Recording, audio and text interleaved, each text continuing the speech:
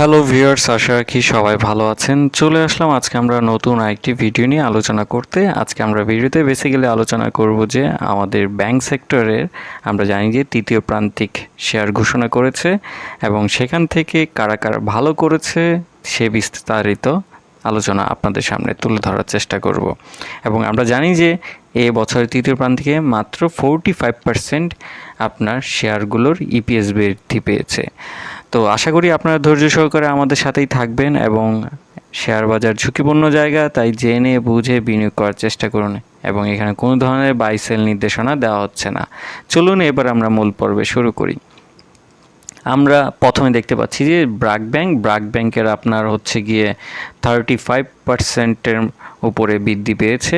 এরপরে আমরা যদি দেখি তাহলে হচ্ছে যে ইসিবি ব্যাংক এটি 10.41% বৃদ্ধি পেয়েছে। এরপরে আমরা দেখতে পাচ্ছি এবি ব্যাংকের কোনো আসলে পরিবর্তন হয়নি। সোশ্যাল ইসলামী ব্যাংকের তাদের পরিবর্তন দেখা যাচ্ছে যে 10.25% বৃদ্ধি পেয়েছে। এনসিসি ব্যাংকের আমরা দেখতে পাচ্ছি যে কোনো পরিবর্তন হয়নি। ন্যাশনাল ব্যাংকের তাদের গত বছর যেখানে 57 পয়সা লস ছিল, বছর তা বৃদ্ধি পেয়ে 1 টাকা 55 পয়সা হয়েছে। তো তাদের লসের সম্মুখীনটা আসলে বেশ বৃদ্ধি পেয়েছে। এরপরে দেখতে পাচ্ছি যে রূপালী ব্যাংক, যাদের আসলে ইপিএস গত বছরের তুলনায় এবছর প্রচুর একটা আমূল পরিবর্তন এসেছে। যেখানে গত বছর তারা লসে ছিল 8 পয়সা, সেখানে আমরা দেখতে পাচ্ছি যে এবার 13 পয়সা তাদের পজিটিভ দেখাচ্ছে। তো পার্সেন্টেজ হিসাবে সেটি হচ্ছে যে 116.25% বৃদ্ধি পেয়েছে। এরপরে আমরা দেখতে পাচ্ছি যে ইউনিয়ন ব্যাংকের তাদের আসলে ইপিএস গত বছরের তুলনায় এবছর কমেছে, যেটি হচ্ছে যে 7.14%। এরপরে দেখা যাচ্ছে যে যমুনা ব্যাংকের আসলে কোনো পরিবর্তন হয়নি। এরপরে দেখা যাচ্ছে যে সাউথ বাংলা এগ্রিকালচার, তাদের আসলে ইপিএস গত বছরের তুলনায় এবছর 52% কমেছে। মিডল্যান্ড ব্যাংকের আমরা বেশ পরিবর্তন দেখতে পাচ্ছি। নতুন ব্যাংকটি জাস্ট এবছরই এই মার্কেটে লিস্টেড হয়। সেখানে দেখা যাচ্ছে যে গত বছরের তুলনায় এবছর তাদের 46.66% বৃদ্ধি পেয়েছে। এরপরে রয়েছে আইএফআইসি ব্যাংক, যাদের ইপিএস গত বছরের তুলনায় এবছর 70%-এর উপরে কমেছে। এরপরে এক্সিম ব্যাংক, যাদের ইপিএস কমেছে 16.21%। এরপরে রয়েছে এনআরবিসি, যেখানে গত বছর তারা 68 পয়সা পজিটিভ ছিল, সেখানে 8 পয়সা এবার লসের সম্মুখীন হয়। তো হিউজ নাম্বার অফ আপনার ইপিএস আপনার নেগেটিভ দেখতে পাচ্ছি আমরা।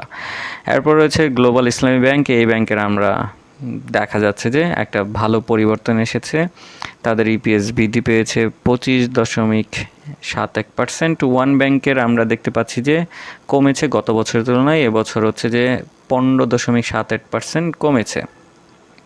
উত্তরা ব্যাংকের আমরা দেখতে পাচ্ছি যে 109.67% বৃদ্ধি পেয়েছে। বেশ ভালো একটা পরিবর্তন আমরা দেখতে পাচ্ছি উত্তরা ব্যাংকের ক্ষেত্রে। সিটি ব্যাংকের 24 উপরে ইপিএস বৃদ্ধি পেয়েছে। ইস্টার্ন ব্যাংকের 22 উপরে। ঢাকা ব্যাংকের আমরা দেখতে পাচ্ছি যে কমেছে 13.63%। ডাচ বাংলার কমেছে আপনার 3.33%। মার্কেন্টাইল ব্যাংকে দেখা যাচ্ছে যে কমেছে 22.77%।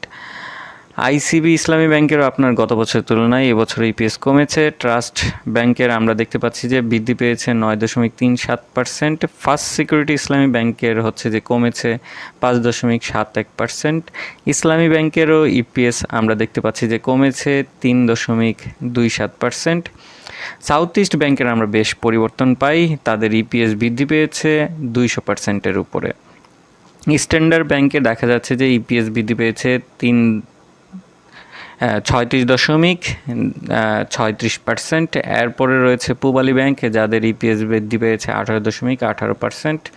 প্রিমিয়ার ব্যাংকেরও দেখা যাচ্ছে যে 18.27% বৃদ্ধি পেয়েছে। প্রাইম ব্যাংকের আপনার ইপিএস বৃদ্ধি পেয়েছে 27.27%। শাহজালাল ইসলামী ব্যাংকের ইপিএস কমেছে, তাদের 6.52%। এরপর রয়েছে ফার্স্ট সিকিউরিটি ইসলামী ব্যাংক, তাদের ইপিএস কমেছে 5.71%। তো এই বছর আমরা তৃতীয় প্রান্তিকে আসলে দেখার মধ্যে যেটা দেখলাম যে আমাদের সাউথ ইস্ট ব্যাংকের সবচেয়ে বেশি হায়েস্ট ইপিএস গ্রো করেছে। এরপরে রয়েছে আমাদের অন্যতম যে ব্যাংকটি, সেটি হচ্ছে যে আপনার রূপালী ব্যাংকে তাদের 116 উপরে ইপিএস বৃদ্ধি পেয়েছে। এরপরে আমরা দেখতে পাই যে উত্তরা ব্যাংকের আসলে 9.67% ইপিএস বৃদ্ধি পেয়েছে। এর বাইরেও ফান্ডামেন্টাল বেশ স্ট্রং আরও কিছু ব্যাংক রয়েছে, লাইক ব্র্যাক ব্যাংক, তার বাদে হচ্ছে গিয়ে সিটি ব্যাংক, ইসিবি ব্যাংক, এই ধরনের ব্যাংকেরও আমরা আমূল ইপিএস গ্রো করতে দেখি।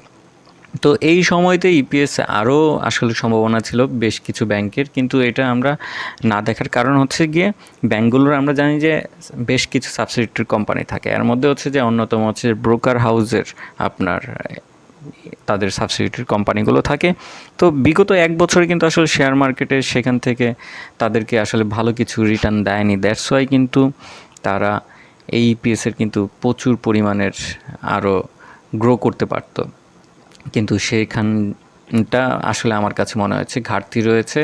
তো এই ব্যাংকগুলো যখন এই তাদের সাবসিডিয়ারি কোম্পানির কাছ থেকে যদি ইপিএসগুলো আনবে, তখন দেখা যাবে যে প্রচুর পরিমাণে আরও গ্রো করছে, যেখানে আমরা দেখতে পাচ্ছি 45% মাত্র ইপিএস পজিটিভ হয়েছে। তখন হয়তো আমরা মেজরিটি পার্টি দেখা যাবে যে ইপিএস গ্রো করেছে এবং ইপিএস আরও ভালো নাম্বারের দিকে যাবে, যেটা আমরা হয়তো 4-5টা ব্যাংক ছাড়া আসলে কাউকেই খুব একটা পজিটিভের দিকে দেখতে পাইনি। তো আগামী হয়তো 1-1.5 বছর পরে কিংবা আর একটু সময় লাগবে ইকোনমিক সাস্টেন হওয়া, তার বাদে হচ্ছে আমাদের মার্কেট সাস্টেনেবিলিটি হওয়ার পরে এই জায়গাগুলো আমরা পরিবর্তন দেখতে পাবো, যার ফলে হচ্ছে যে আমরা ব্যাংকের আরও ভালো ডিভিডেন্ডও দেখতে পাবো।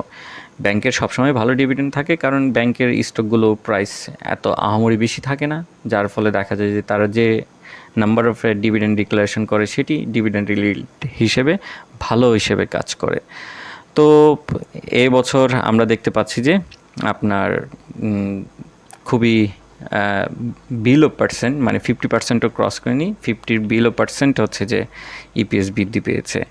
সো আগামী বছর যদি মার্কেট অবস্থান ভালো হয় এবং ডলারের যে একটা অস্থিরতা আছে সেই জিনিসগুলো যখন কাটিয়ে আসবে, তখন ব্যাংক সেক্টরেও কিন্তু অনেকটা আপনার ভালো অবস্থান তৈরি হবে। তো আজকে এই ছিল আমার ব্যাংকিং সেক্টর নিয়ে আলোচনা করা। আশা করি আপনারা কিছুটা হলেও উপকৃত হবেন। ভালো থাকবেন, সুস্থ থাকবেন এবং শেয়ার বাজারে জেনে বুঝে বিনিয়োগ করবেন। ধন্যবাদ।